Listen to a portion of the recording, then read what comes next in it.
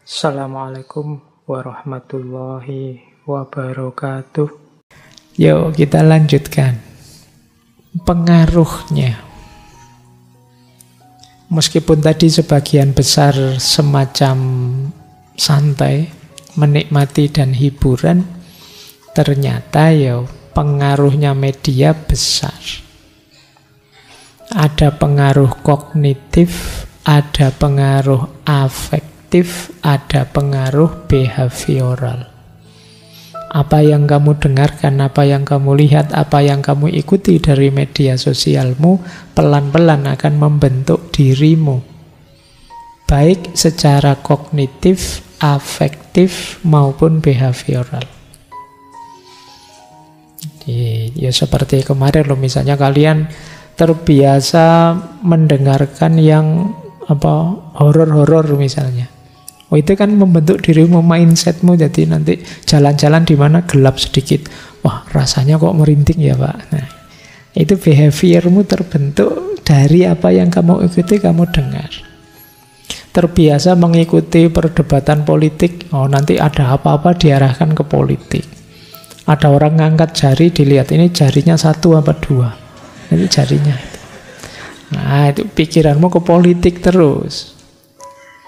Nah, jadi jangan dikira meskipun hanya santai-santai untuk menghabiskan waktu saja tidak berpengaruh padamu. Pasti ada pengaruhnya. Itu makanya ya kamu juga harus mulai ngukur, mulai hati-hati. Ada efek kognitif. Efek kognitif itu ya sifatnya informatif saja. Informasi apa yang kamu inputkan dalam kepalamu dari media massa. Tentang apa saja. Sifatnya informatif. Kemudian ada efek afektif. Afeksi itu efek rasa. Ketika kalian mendengarkan atau mengikuti, membaca, melihat media massa, yang kamu rasakan apa? Itu kalau di teori afeksi itu ada setidaknya 4 hal yang berpengaruh. Yang pertama suasana emosional, yang kedua skema kognitif, yang ketiga situasi terpaan, yang keempat predisposisi individu. Ini teori beneran dari dunia media ya. Yang pertama situasi emosional. Ketika kalian mengikuti media, situasi emosional menentukan apa yang kamu rasakan. Misalnya kalian orangnya mudah tersentuh, mudah terharu, agak cengeng. Nonton film drama, pola Korea, apa India, apa yang romantis-romantis, dramatis. Nah, itu nonton sebentar kamu sudah nangis, tidak karu-karuan. Wah, kayak orang habis apa itu. Itu situasi emosional. Tapi kalau kamu pas jengkel ya nonton mesra-mesraan, romantis-romantisan, ya paling kamu bilangnya, ngapain itu, tidak masuk akal itu. Kamu misalnya begitu, alah bucin amat, gitu aja. Itu situasi emosional menentukan. Jadi yang lain kagum, kamu malah tersinggung misalnya. Itu situasi emosional. Kemudian skema kognitif. Skema kognitif itu pola-pola berpikirmu. Itu juga menentukan. Kalian misalnya nonton film yang isinya ngeri-ngeri, sadis-sadis, kasihan-kasihan. Tapi kan kamu tahan nontonnya. Kenapa? Kamu tahu bahwa nanti akhirnya happy ending. Nah, itu namanya situasi kognitifmu. Ada skema kognitif, kamu ngerti. Jadi misalnya ada orang dipukuli sampai bonyok semua misalnya, terus enggak apa-apa, itu cuma acting pura-pura. Itu tenang saja nanti. Itu kan kognisimu yang bilang begitu. Jadi juga menentukan. Jadi pikiranmu menentukan rasamu ketika berinteraksi dengan media. Kamu sedang senang, sedang bahagia, dengan kamu sedang jengkel, sedih, banyak masalah. Terus kamu baca berita tentang pemilu misalnya. Itu coba kamu rasakan bedanya. Kamu baru dapat nilai A ujian, terus baca berita tentang pemilu, dengan kamu tidak lulus ujian, terus baca berita tentang pemilu. Coba rasakan bedanya. Akan jauh berbeda. Suasana emosi. Skema kognitif itu polanya. Kalau situasi terpaan, itu kondisi sekelilingmu. Ya kayak tadi ya, misalnya kamu sedang nonton film horor, lagi asik-asiknya nonton, terus tiba-tiba ada barang jatuh di belakangmu, duar itu. Wah, kamu mesti kagetnya luar biasa. Kamu anggap rumahmu juga banyak hantunya. Itu namanya situasi terpaan. Baru seneng-senengnya nonton drakor yang romantis-romantis, begitu masuk kuliah, ada teman kok kedip-kedip padaku ya. Wah, ini jatuh cinta dia mesti padaku ini. Loh, kan senyum-senyum lagi. Wah, itu terus kamu GR luar biasa. Itu namanya situasi terpaan. Kamu baru nonton itu masalahnya, gitu loh. Jadi situasi sekeliling menentukan yang kalian rasakan. Kemudian ada juga predisposisi individu. Predisposisi individu itu wataknya orang. Ada orang itu sinis, ada orang itu romantis, ada orang itu. Ada orang yang tidak bisa diajak bergurau, serius terus. Nonton film ya serius. Nonton film bunuh-bunuhan misalnya, tiba-tiba dia teriak-teriak, Allah itu bohongan, tidak mati beneran. Iya, semua juga ngerti ya, ngapain tidak teriak-teriak begitu. Ya biasa saja, ngapa. Wong ya memang film. Nah, ini namanya predisposisi. Tapi ya memang ada orang yang seperti itu modelnya. Tidak masuk akal itu. Masa ada orang bisa terbang? Ya tidak apa-apa, ya semua juga tahu wong itu fiksi. Nah, ini predisposisi. Jadi media juga ada efek afeksinya, yang itu dipengaruhi oleh suasana emosi, skema kognisi, situasi terpaan, dan juga predisposisi. Yang ketiga ada juga efek behavioralnya, pengaruhnya pada perilaku. Makanya kan banyak orang bilang, anak-anak kecil jangan lihat adegan-adegan kekerasan deh. Kuatirnya ikut membentuk perilaku. Jangan sering lihat yang jelek-jelek lah, jangan sering lihat yang begitu-begitulah. Bisa mempengaruhi kita.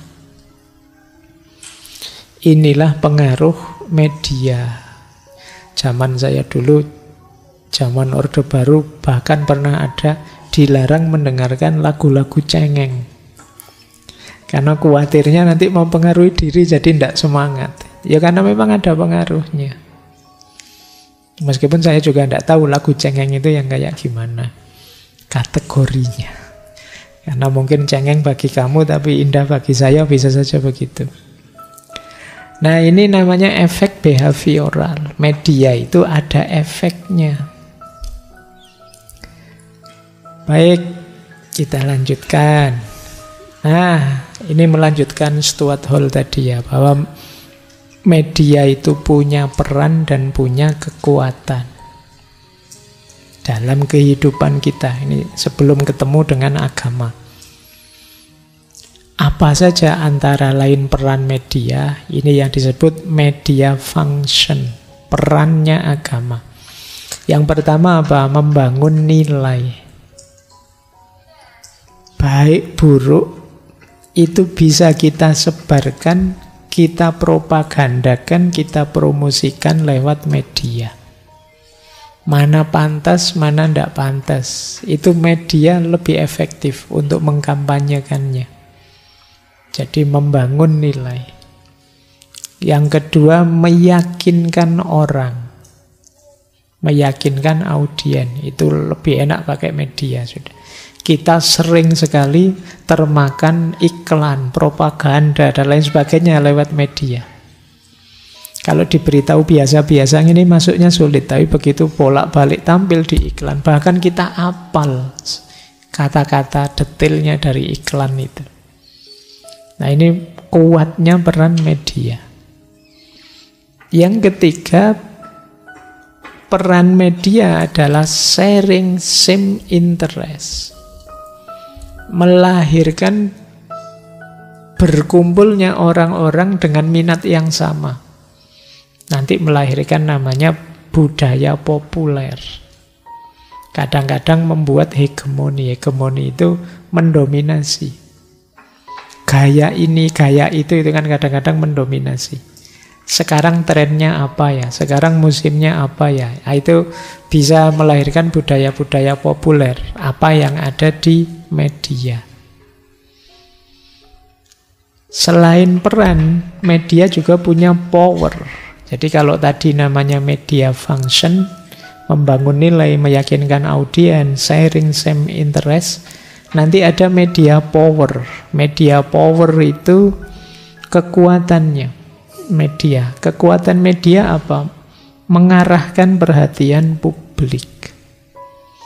Kita itu sering tidak sadar loh, disetir oleh media. Seolah-olah ini loh masalah yang penting. Ini loh masalah yang luar biasa. Dipilihkan oleh media. Padahal mungkin ada banyak hal yang lebih penting.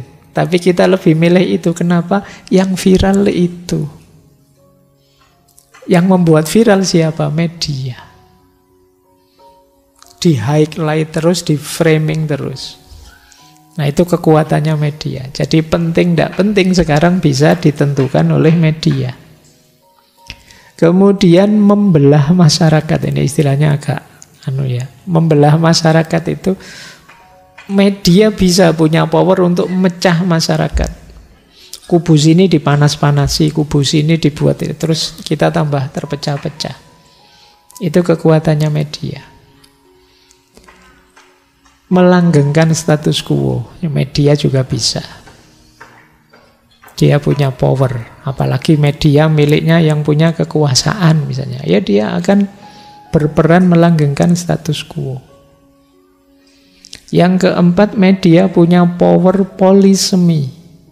Menciptakan tanda baru dengan makna baru. Nah, menciptakan simbol-simbol baru. Dengan makna yang baru, istilah-istilah yang baru. Oh, sekarang kan banyak sekali istilah-istilah yang dulu tidak ada, sekarang ada. Jomblo, kepo, apalagi. Yang belakangan viral itu. Banyak sekali. Itu yang disebut kekuatan polisemi.